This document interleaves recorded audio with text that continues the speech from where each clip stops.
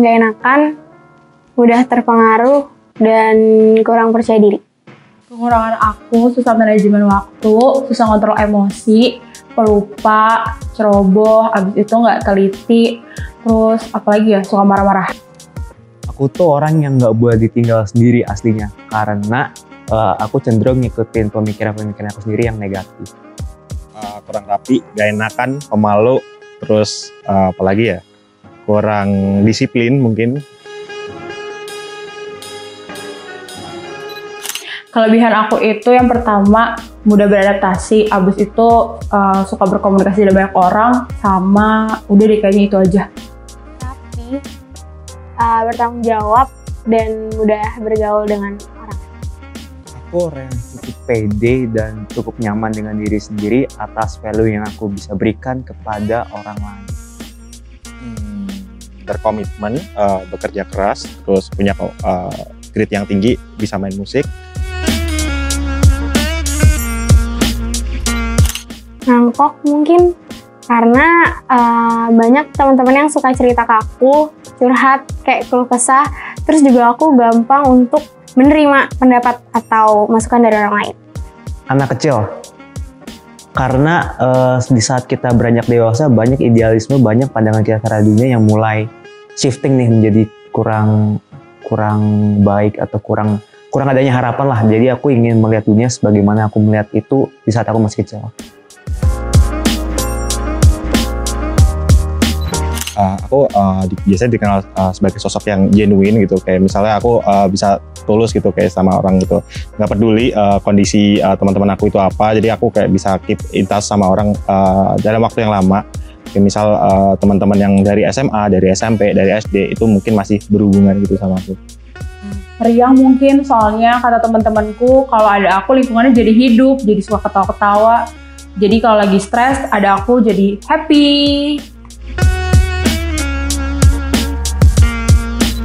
Tidak banyak, malah cenderung dikit. Karena untuk mengenal diri sendiri, kita harus menghadapi yang namanya tantangan dan menghadapi yang namanya struggle. Sedangkan di zaman era kita ini di mana kita cenderung di malas-malasan ya, semuanya sudah ada, sangat dikit kesempatan kita untuk berani melawan struggle. Menurut aku belum banyak karena rata-rata anak zaman sekarang itu lebih fokus kepada diri orang lain dan kurang berani untuk mengenal dirinya sendiri.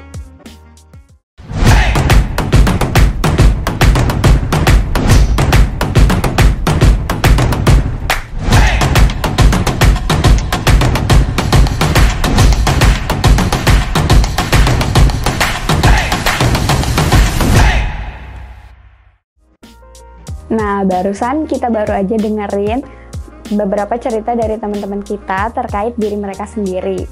Oke, sekarang seperti yang kita tahu, setiap orang pasti punya pandangan yang berbeda-beda terhadap kita. Tentu ini adalah hal yang wajar karena kita emang gak bisa mengatur pikiran orang lain. Karena itu hak mereka untuk membicarakan apapun tentang kita.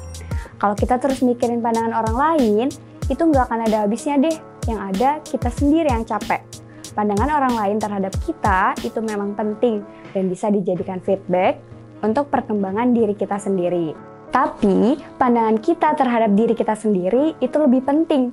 Gimana kamu memandang dirimu, itu sama dengan cara kamu membentuk konsep diri atau self-concept. Misal, kamu selalu memandang diri kamu sebagai orang yang ceroboh, nggak pinter, nggak kompeten, dan hal-hal negatif lainnya. Sadar nggak sadar, kamu itu lagi membentuk self-concept yang buruk.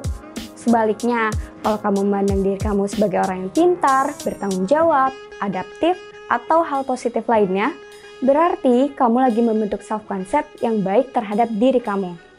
Dilansir dari International Journal of Science and Research atau IJSR, dari 40 remaja di kota Hyderabad, India, hanya 27,5% siswa yang memiliki self-concept yang tinggi. Sisanya ada di tahap menengah, bahkan beberapa ada yang di bawah rata-rata. Konon katanya, penyebab para remaja memiliki self-concept yang rendah karena mereka memandang dirinya dengan penuh kekurangan. Miris ya. Terus pertanyaannya, emang self-concept itu sepenting itu? Jawabannya, yap, self-concept itu penting banget. Self-concept bisa dibilang sebagai persepsi terhadap dirimu sendiri. Dia juga jadi penentu seberapa jauh kamu mengenal dirimu sendiri. Khususnya untuk kamu yang akan jadi pemimpin atau sedang jadi pemimpin. Karena bisa dibilang, self-concept tuh jadi gerbang utama untuk kamu bisa memimpin dirimu sendiri sebelum memimpin orang lain. Dengan mengenal diri, kamu bisa yang pertama, lebih proaktif mengembangkan diri. Kedua, pengambilan keputusan yang lebih efektif. Ketiga, lebih percaya diri. Keempat, lebih bahagia. Yang kelima, lebih sehat fisik dan mental.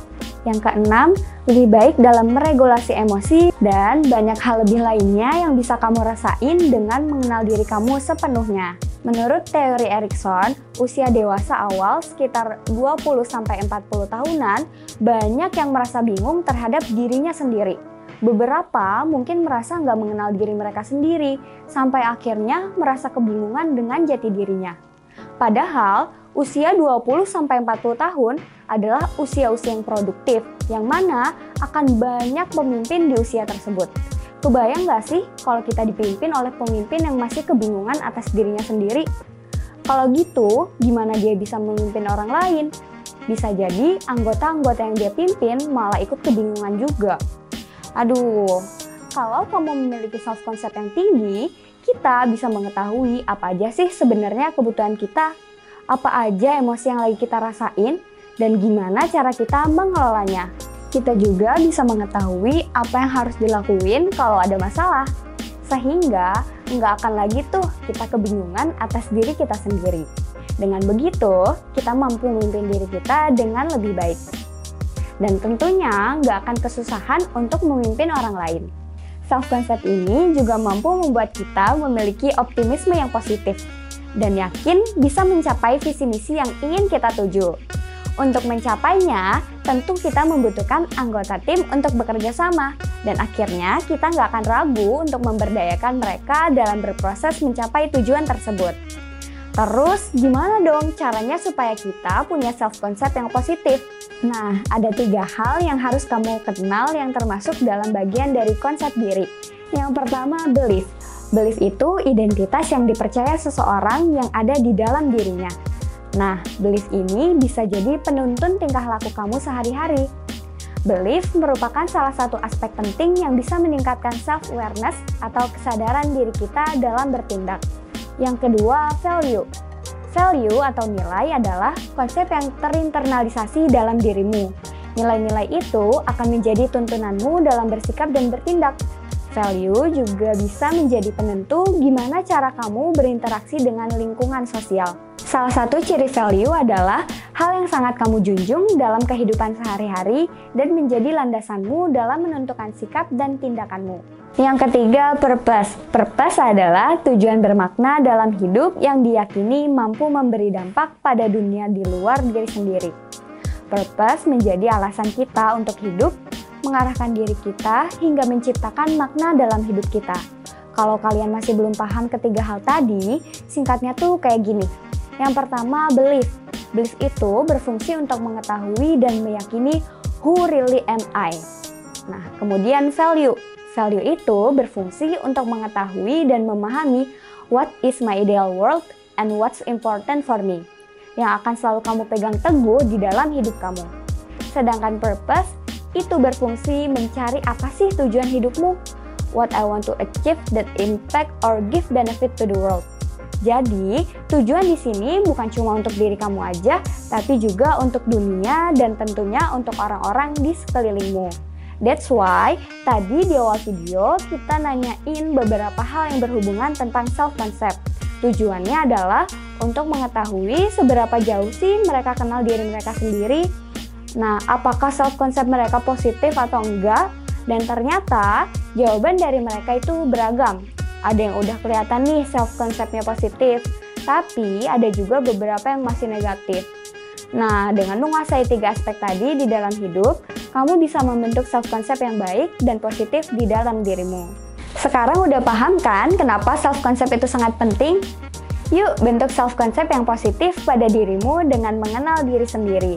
Karena sebelum memimpin orang lain, kita perlu memimpin diri sendiri terlebih dahulu. Dan sebelum memimpin diri sendiri, kenali dulu segala hal yang ada di dalam dirimu. Makanya, yuk mulai dari diri.